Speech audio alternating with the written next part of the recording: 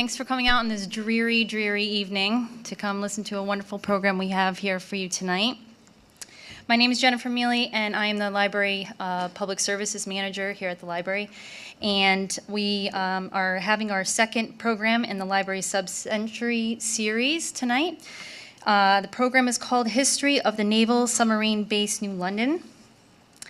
Mr. Eury Cantillo, Director of Education at the Submarine Force Museum, has combed the museum's collection to create a photographic journey through history. This presentation will include aerial photos through the decades, pictures of President Franklin Roosevelt's visit in 1940, early historic views of the base, including the evolution of the waterfront. Without further ado, please help me welcome Mr. Eury Cantillo.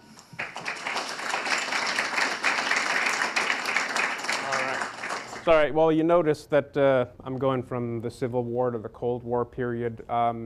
More of the earlier stuff, the closer you get to the more modern periods, there was kind of like an overwhelming amount of stuff. And there's less, so I can go into a little bit more detail with the earlier periods. And I also figured that there's less people alive who can contradict me. So you can see this is in 1868. So the idea for having a base, a base for the U.S. government here around here, this location, actually goes back to the late 18th century and even the War of 1812 and all these other things. But the first time anybody actually does anything about it, where they're actually moving forward with the idea, is in 1863. So it's during the Civil War. There's actually a Naval Commission that's put together that's looking at different sites along the Northeast that could be good naval bases that could be set up, in any of those different areas. And in fact, 4 out of the 6 members of the committee suggested this site around here to be the one that the government should pick. The other 2 fellows were from Pennsylvania, and they suggested a site in Pennsylvania. And the Secretary of the Navy, who was actually from Norwich, Connecticut, but he went along with them. And in 1866, they decided to put a base on one of the islands that's off from Pennsylvania. But the intervention of this fellow here is going to change it. And what's going to happen is John R. Bowles was a local businessman, important person around here, who he wanted to go ahead with the idea of putting a naval base here despite they're approving the one down in Pennsylvania. So had to have an additional base. It's like, well, why can't you have 2?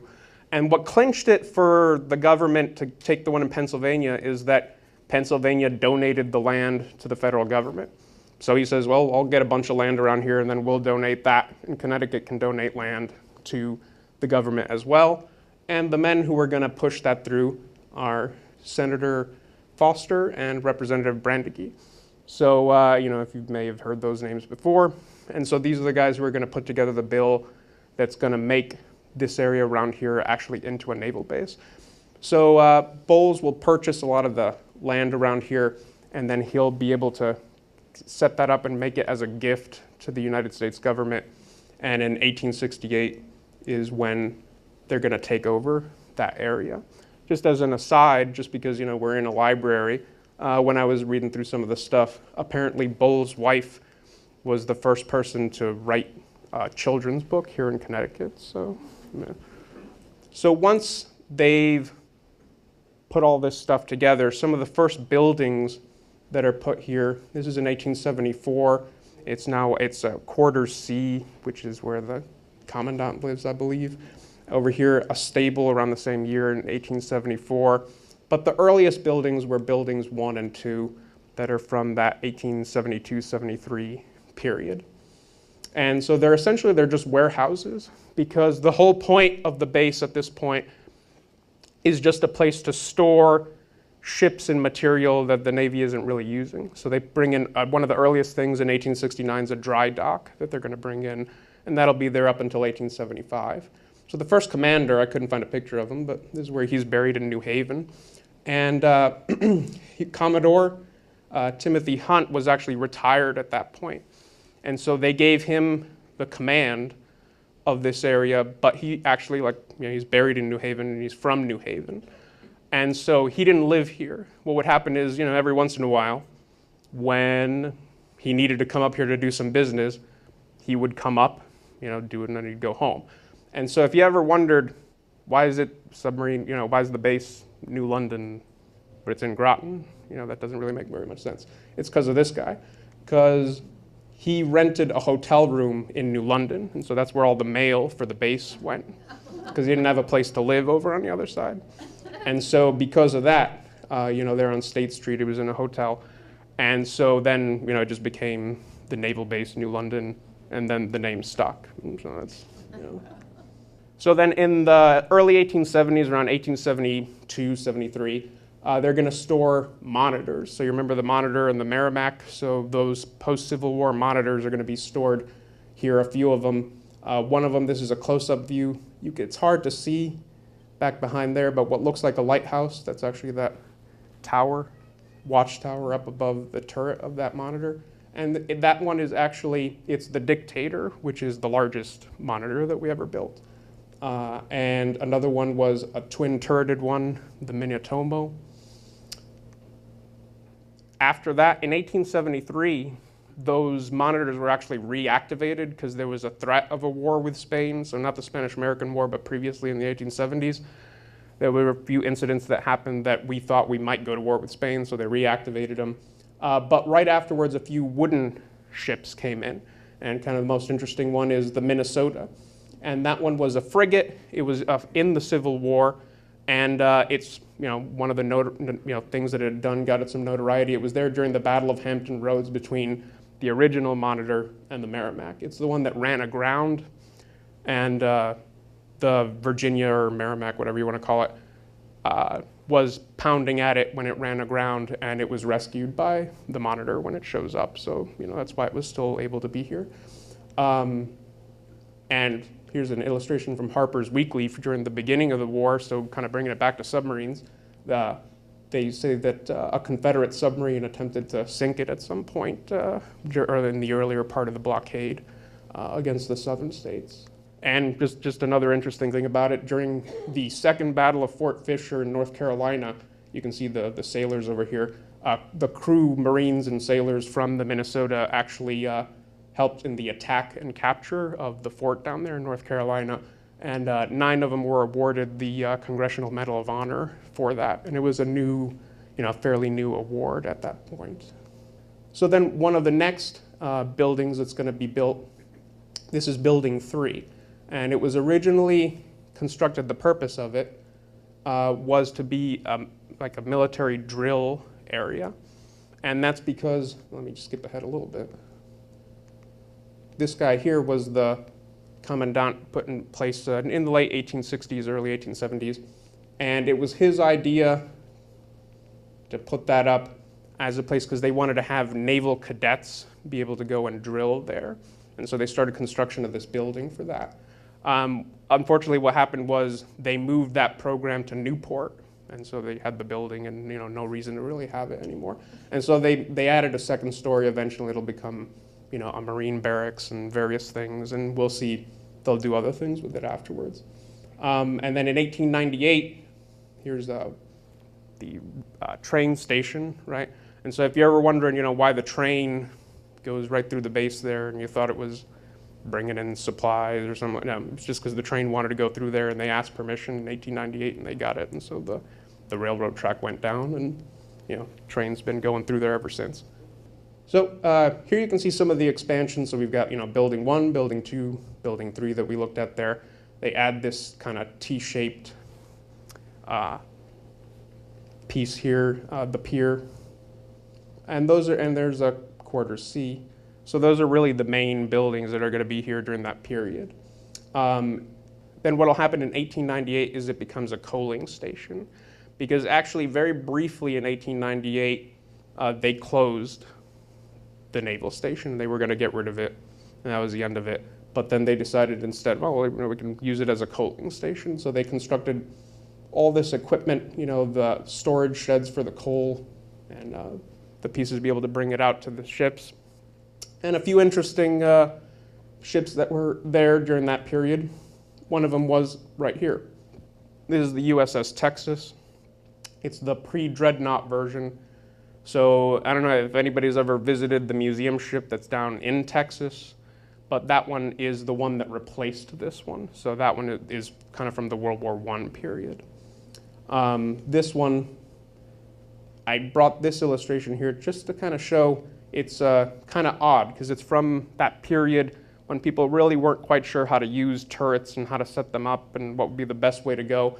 And so if you notice, it's got one turret here and another one here offset. Right? And the idea was to be able to fire, to turn them both in the same direction and fire them all, so you could fire this a broadside in any direction pretty much because of the way that they were sort of offset that way. So interesting thing about this one also is that it participated in the Battle of Santiago Bay during the Spanish-American War. And so it was one of the parts of the fleet that was down there. And so there's a little bit of connection to that. And here in Groton, if you recognize this gun over by Fort Griswold near the Bill Memorial Library, you might have seen that gun before. That is the main gun from the Infanta Maria Teresa, which was the flagship of the Spanish fleet from that battle. So after they defeated them, they brought this gun back, and it's set up there out near that other library. Another ship that was put there, another pre-dreadnought, was the USS New Hampshire. And that one is another, like I said, another pre-dreadnought type, bit of a different configuration. Now it's a little bit more what you would recognize, but notice it still has, those broadsides without the turrets that are on there. It's actually the last of the Connecticut class battleships. And by the time it came out, it was already obsolete because it had taken a while to make. So really, it never really did much. Probably the only thing of note that it did was it sank the USS Texas on purpose. Yeah. It was, by the time they got rid of it and they scrapped it, it was the one that actually blew it up. So there's another view here. And, we just did in October the 100th anniversary of the first submarines here at the base, right? But there actually were a few submarines here before that. The thing is, they were just visiting, rather than staying here. And so here's one of them, the Adder. So these are A-class submarines, some of the early ones, basically just like the Holland, a little bit bigger. And the Moccasin, another one that had stopped here. And those were, frequently in Long Island, Newport, places like that. And so it makes sense that they might stop here. Just when it was in Newport, you can see that one of the things that happened on the Moccasin was Teddy Roosevelt's daughter went down in the Moccasin and took a ride. It didn't really do very much. It just sort of went down to the bottom and then they came back up while it was there. But in fact, a little bit later, Teddy Roosevelt, some of you might know, is the first president that ever went below in a submarine. And part of it was because he was jealous that his daughter got to ride on one and he didn't. And so what happens is around 1912, 1913, they really didn't get as much business from the coaling station as they originally had thought that they were going to get. So there's another attempt to just close the base and forget the whole thing and get rid of it. And it's stopped by this individual here, Representative Higgins. And I put this quote in because, I don't know, I thought it was funny. I just find it's interesting that it's the same sort of arguments that you hear now. Well, it'd be more expensive to get rid of it than to keep it. But yeah, in any case, he was the one that was able, really instrumental in keeping the base open. But what really clinches it is going to be the start of, shortly after this, of the First World War. And so we get right in the beginning of World War I, the Germans are really going to be the ones who are going to show, the effectiveness of submarines, and a lot of people are going to take note of that and start working more on them. And so this is, early in the war in 1914, the U-9 is able to sink 3 British cruisers, within an hour. Like they're all lined up, and it just sinks them all. And so, that was sort of an impressive thing. People took notice of that, and so people, wanted to do a little bit more research, look more into this. And the other big thing that's going to happen with the Germans and submarines is the sinking of the Lusitania, right? And so that'll happen in 1915, and a lot of people will be killed. This is actually a little bit wrong, but it gives you an idea, anyways. I picked this headline even though it kind of had the wrong numbers, just because it compares it to the sinking of the Maine, and it's just always interesting to me to just see what people compare things to, because nowadays, if something happened, they'd compare it to 9/11, and before that, they'd probably compare it to Pearl Harbor, and so previous to that, it would have been the Lusitania, and then the other big thing was the sinking of the Maine, so depending on where you are, when you are, the different things people think about. But all this is going to cause those first submarines to be brought here, and that'll be in October of 1916, so just a little bit after that. Surprisingly, the sinking of the Lusitania didn't actually get us into the war. It'll be a couple years later. If you remember the Zimmerman telegram and all those other things. I'm not going into all that, but nevertheless, we'll get involved. But even beforehand, we're looking at, the possibility of having a place to put these subs, and so this is where they choose. And the first few subs that are sent here, this one is the G1, so one of the ones that shows up here. I picked this picture because you can also see the other numerical designation. It's the SS 19½. And it's pretty much the only thing I'm ever aware of that gets a half number. It's partially, well, what happens is pretty much before this one, all the submarines that the US government had purchased had all been from Holland or Electric Boat. And Simon Lake, who was another manufacturer of submarines, was actually threatening to sue the government if they didn't give them the opportunity to, put in a bid and try to build one, so they gave him permission to build this one. And they made the specs a lot, higher than they had before, just because they probably wanted him to not be able to do it. But he actually did. He managed to do all the things. He exceeded what they wanted from the submarine. But Simon Lake liked a lot of odd things, and they're all in this one. This submarine actually has retractable wheels, so you can drive along the bottom of the water. And it also had a little chamber where a diver could go in and come out from underneath the submarine. So he's sort of, forward-looking in that way anyways. It also has another odd thing where up here under these hatches, there are external torpedo tubes that you could aim. They would pivot around. Those actually don't work that great because you can't really reload them. You'd have to come back up to the top to reload them, so they're not that useful. But the reason, that it gets the 19½ is because they had already, it's just from the odd way that it came out, that it was sort of forced out. And so they'd already given 19 and 20. I don't know why they didn't go to 21, but instead it got the 19½. It sort of backtracked. This one is the G2, which was also built by Simon Lake, and this is one of the first ones he's going to build there in the plant he has in Bridgeport, Connecticut. So it's built here, in the state. This one's a little odd as well. If you notice, it has 3 torpedo tubes. There's one here, one on the side, and one on the other side. So, a little bit different, and one out the back. And this one, another one from Simon Lake, the G3, fairly, pretty much fairly similar to the previous one. The G4, and this is another thing that's odd about the Gs, is that none of them really match, so they're almost all individual, but they're still kind of linked together. This one was actually designed by an engineer in Italy, and we purchased those plans from him, and they were, constructed up in Massachusetts. So here's something a bit strange. It's got a rudder up above on the deck over there, and you can see there's 2 stern planes that you could secure if you didn't want to use them. So, just sort of in that early experimental period where there's a lot of things that seem odd, but people were trying to figure out what would work best. And some of the other ones were the D class, D1 through 3, and that's over here.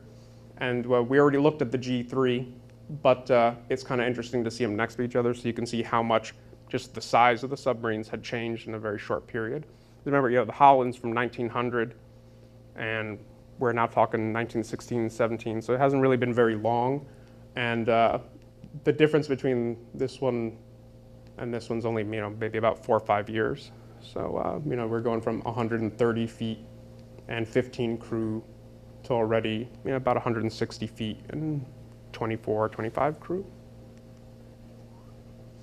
The other ones were the E1 and E2, and these are interesting as well, especially the E1 was also known as the skipjack.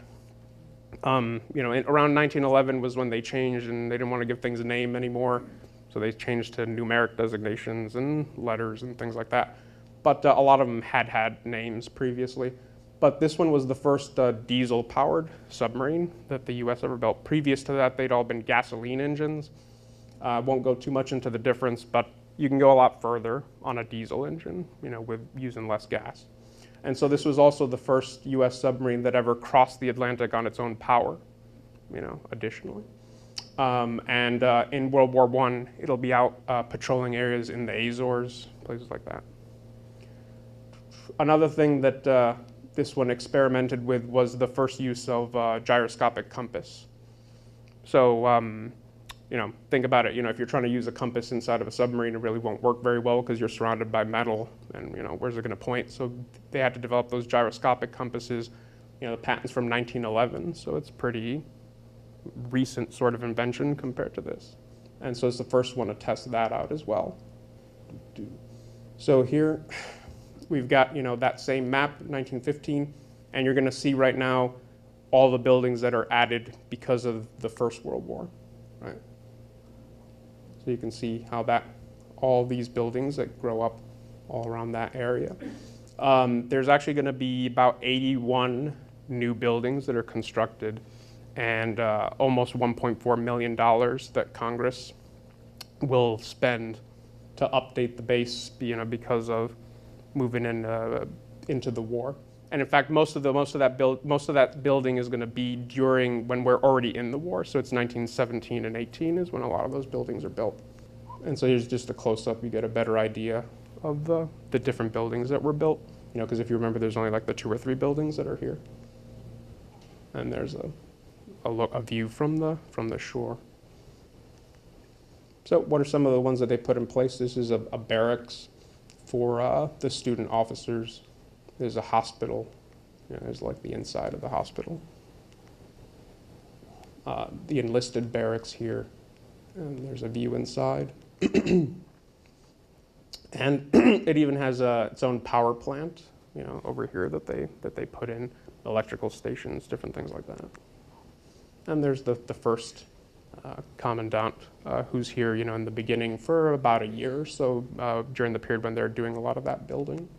And so the actual submarine school is going to be, if you remember this one, this is that building 3, the one that they jacked up to make, a second floor onto that was originally supposed to be for those cadets and stuff. So that's where the school is going to be, and you can see they tacked on some extra structures onto it to be able to make it a little bit of a larger space. It is inside one of the classrooms, the sound classroom, so you can see the headsets here, and to be able to practice for the telegraph right on there. And there's some folks putting that into use. So they'd, learn communications like radios. And remember, radio is a very new technology as well at that point, people using, those types of things. And the telegraph, that's a little bit older, but things like those hydrophones, try to detect other submarines. So all these things that people are learning there. There's an electrical classroom, and you can see them here with the learning about batteries and electricity, that sort of thing. One of those big diesel engines that they're working on. An attack trainer, an early one. And that's the first officer class from when they opened the school. And some of these are instructors as well. And here's a little film from World War I. Because before we actually got into the war, this is here in New London, we actually had some visitors from Germany. And one of them was, if you see back there, that's the Deutschland, which was the only merchant submarine ever constructed. And the Germans had invented that thing as a way to get rare supplies that they needed and sneak through the British blockade of Germany. So they could come all the way out here. They went to Baltimore and they came to New London. And they could pack this thing full of a lot of the rare metals and stuff like that that they needed for the war effort, and then bring it back. And we let them come in because we weren't at war with anybody, so we were neutral, so they could come in. And you notice it's rather sort of like a fat-looking submarine. It doesn't have any weapons on it. It's meant just to transport things and run a blockade. And this is it here. If you notice, that big wall that was there was sort of to screen it so people couldn't look at it. So during World War I, what did we mostly do? A lot of our subs, there were about 20 submarines that were at any given point that we had here in New London, Groton, New London, during World War I. And a lot of them were doing patrols either in the Azores or out in Ireland. So kind of helping the Allied war effort, mainly looking for German submarines. So patrolling against enemy submarines is the majority of what they were doing. And then a few of them would be patrolling the coastlines around here because there were a few of their subs, like this one proved, and you saw the Deutschland there, that they could make it all the way, here to the Atlantic coast. And in fact, there was another sub that came out here, and then after it left, it was a normal a German U-boat, and after it left, it sank a few, British ships, and so we weren't, too happy about that. But well, anyways, there you go. And so at the end of the war, and we're back now here, and you can notice that some of the U-boats, the German subs that Germany had to surrender after the war, we got a few of them to be able to experiment with and see if we could learn anything from them. And so you can see they're here in New London as well. So after World War I, as you can imagine, there's a lot less spending going on the military. A lot of that drops down. So there's really not very much construction or anything like that going on either. That'll sort of change after the Depression because there'll be a lot of the WBA projects that'll come here and making improvements on the base. And some of those are building 83 and 84 that you may recognize. And here's a view from further up. There's that little archway connecting them both. So both those buildings being built. And another pretty iconic structure that's built in 1930. And so that's the dive tower, that they put up at that point. Because one of the big things that's going to be going on in between World War I and World War II here is, they still have the sub school, they're still training, the crews for the submarines, but there is also a lot of developments with submarine rescue that's going on during that period.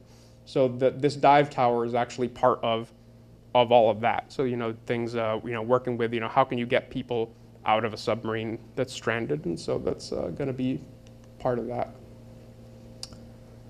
So here we have, World War I, we saw that already. So a lot of the major expansions are going to happen even more during World War II. And you can see kind of how that totally, takes over a much larger area during World War II. And so that's why for the next parts, I won't really go so much into, buildings and expansions and things like that, because there's almost too many to really go into. But we can, instead I'll talk a little bit about some of the personalities that you might have seen here during World War II. So, back here you can see Franklin Roosevelt. And so he did come to the base. He actually came here twice. And so the first time was in 1940. He was running, it was a re-election, and it was an inspection of places like EB and the base here and other things like that. And so you can see everybody's lined up for the inspection. So sort of an official visit. In 1941, he actually comes back, and it's a little bit more of a secret mission kind of thing because he picks up the presidential yacht. And he goes, it's supposed to be that he's going on vacation, he's taking the presidential yacht, but he takes it from here and goes out into the middle of the Atlantic where he meets with Churchill.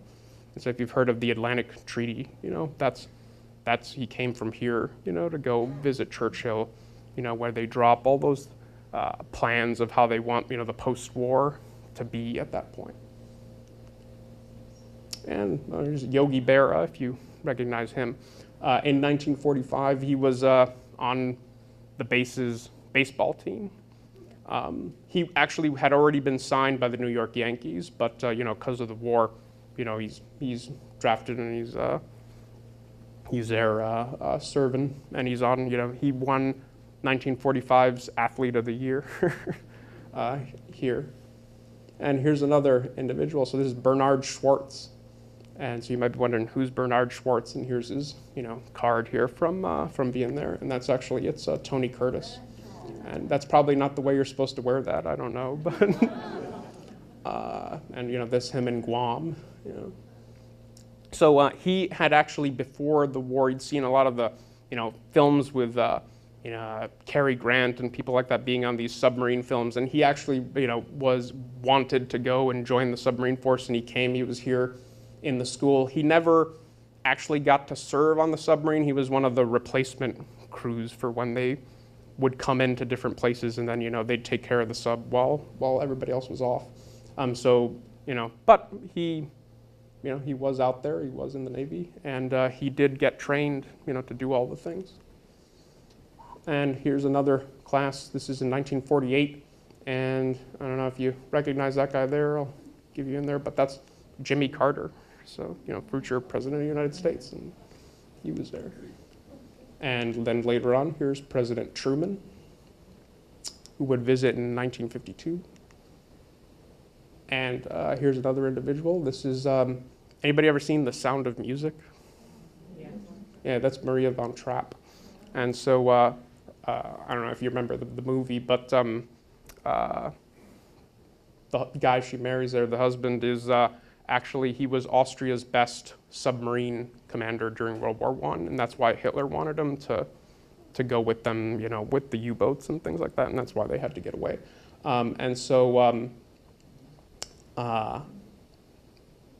His first wife, that all the kids are from, was actually the granddaughter of the guy who invented the Whitehead torpedo. New London and the Navy's famous Submarine School.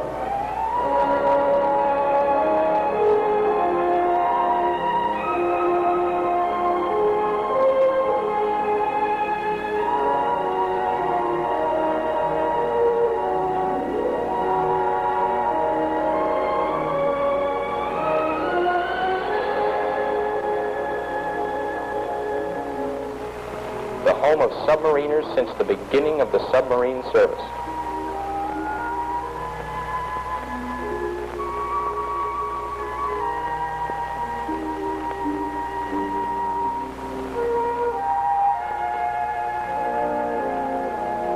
At these very piers, submarines had been fitted out for war patrols, filled with supplies, armaments, and torpedoes, so that they could carry the war to the enemy on his own home ground. I knew it would be quite a heritage to live up to.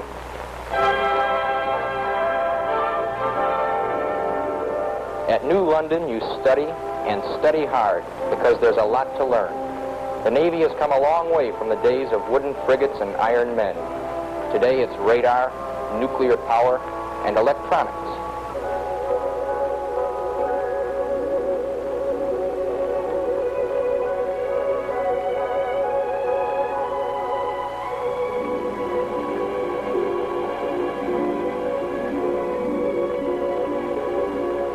But you still have to be tough physically too. Since you're going to be an amphibious animal, you need to learn everything you can about this new environment in which you're going to exist. And the preparation is tops.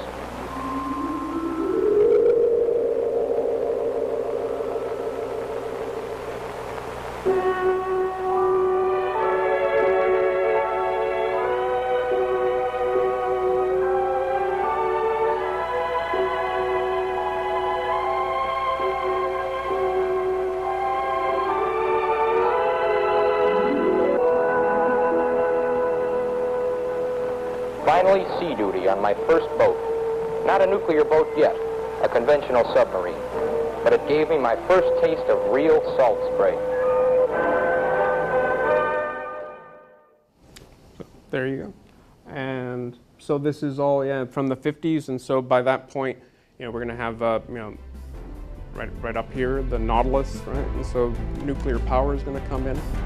And that's about as far as I decided, to take the presentation, because otherwise we could be going on forever.